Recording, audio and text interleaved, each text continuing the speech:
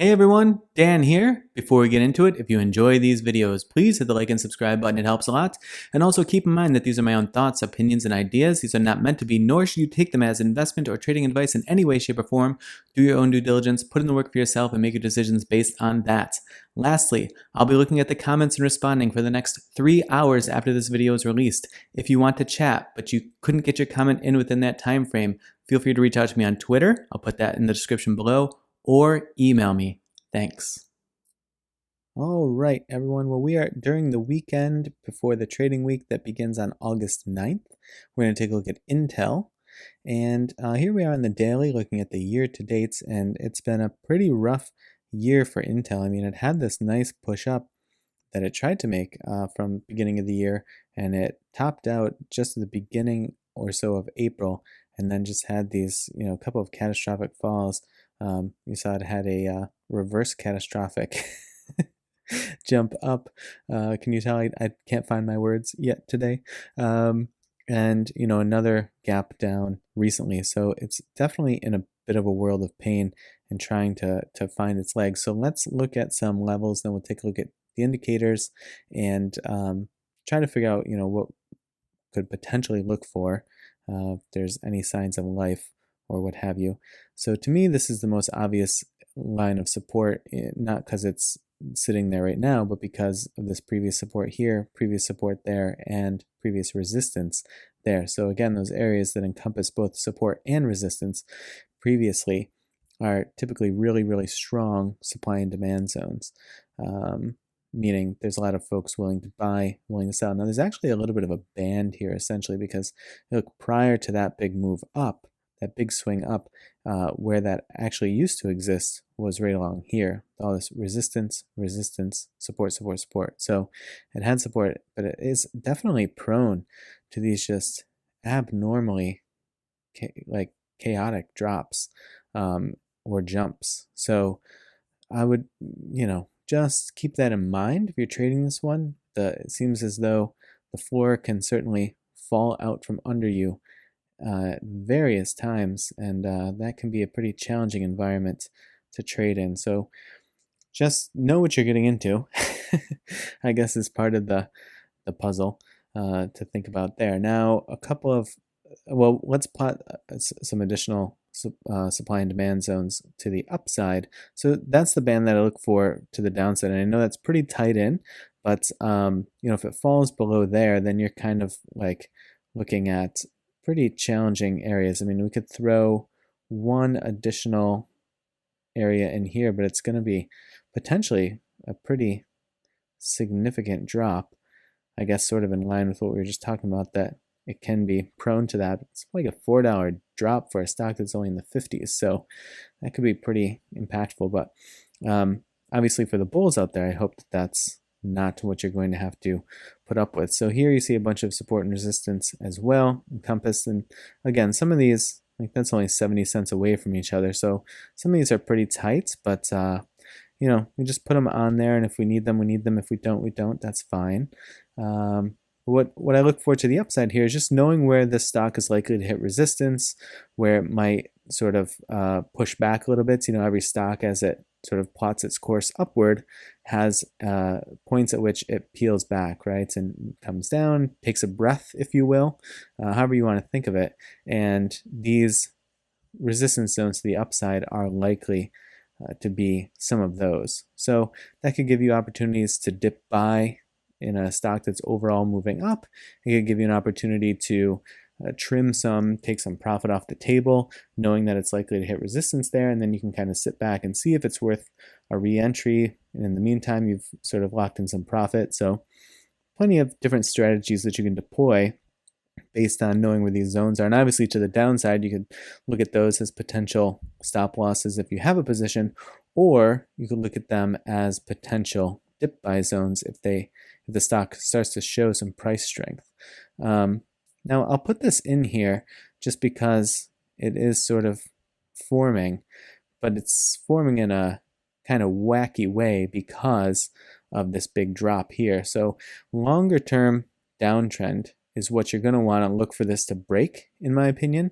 It's going to have to get above that. Now, if it can establish it's interesting that that nexus point comes right at that 55.33 level, which would be the next level of resistance. So as it's approaching that level of resistance, it's going to be probably making a decision whether or not it's going to continue to get stuck under this downtrend and get pushed down further, or if it can have a bit of a lift and establish a couple of levels of support above where it is now, and then have some opportunity to claw back some of the gains that it's lost so far this year.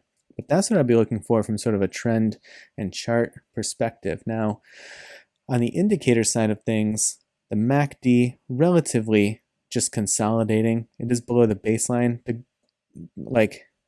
best part about this, if I'm trying to put sort of like the positive spin on it, is you see this big move down. And now if this bearish momentum can get killed here, and it can make a push up, like try to follow this trend line up still, then I should really make this green, right? Because this is moving upward. Then that could mean that there's truly diminishing bearish momentum, and at least gives it an opportunity to move sideways a little bit longer, gather itself, and then maybe make a bullish run. Or who knows, potentially there's an opportunity to swing upward here, but it's sitting well below the baseline still, even though it's nothing compared to where it was down here. But I would be watching this very, very closely to see if it comes to push down further, or if it can actually curtail the bearish momentum here and have a bullish crossover and make even a mediocre run up would be enough to kind of squash that bearish momentum. On the MA side of things, kind of messy here just because of where everything else is, but pretty bearish, obviously.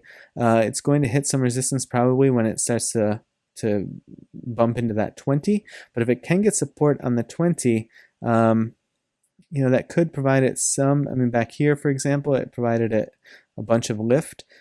Back here, however, it didn't, because it couldn't hold it didn't really do much for it. So if it can get support on, with the 20 underneath it and carry it through at least breaking this downtrend line, that could be enough of a job that it does, that it could catch some tailwind and get some higher lift potential. On the RSI side of things, sitting just below the baseline at the moment. So as it comes up, or if it comes up to test the baseline, you see here it keeps getting stuck at the baseline. It just can't establish support, or baseline, sorry, the midline. It can't establish support over 50 on the RSI, and when that happens, it just keeps getting pushed down, down, down. And you see here there's a bunch of lower highs on the RSI, so that's looking relatively bearish as well. That said, there are a few more recent, it sort of looks like this downtrend colliding with this uptrend, right? This downtrend is in line with this, and this fairly nascent uptrend is in line with this. So if this can establish something, but it's going to have a real test there when it gets right about to 50, if it makes it there, and that's going to be a big decision point. So I would watch that very closely if you have a position or thinking of taking one. That would be where I would pay most attention. Now in Ortex, a couple of things to note. Not really anything in the way of news that's compelling in any way, shape, or form. Pretty solid insider activity. Some nice buy volume on the inside. So maybe there's something there that's going to come through, though I guess that's over the course of the year. That's all pretty old at this point, I guess. So maybe that's the question, is whatever they were hoping for at that point, has that passed? There's a bit of upside potential here, pretty mixed bag with the analysts. The buys and the holds pretty on par with each other, but that's a lot of sells just compared to other stocks that have solid growth potential. So just be cautious of that. One of the saving graces here, the shorts are staying out of it for the most part, so you shouldn't have a bunch of additional pressure from short sellers, at least at the moment. My guess there is probably that they feel that this beat down has been quite enough, and if you start to push up again like you see here and get some strong momentum going, then they might be jumping in thinking that folks are going to start to lack in profits, and there'll be a bit of organic sell-off that they can then jump on the back of and make profit by additionally adding sell pressure to that volume.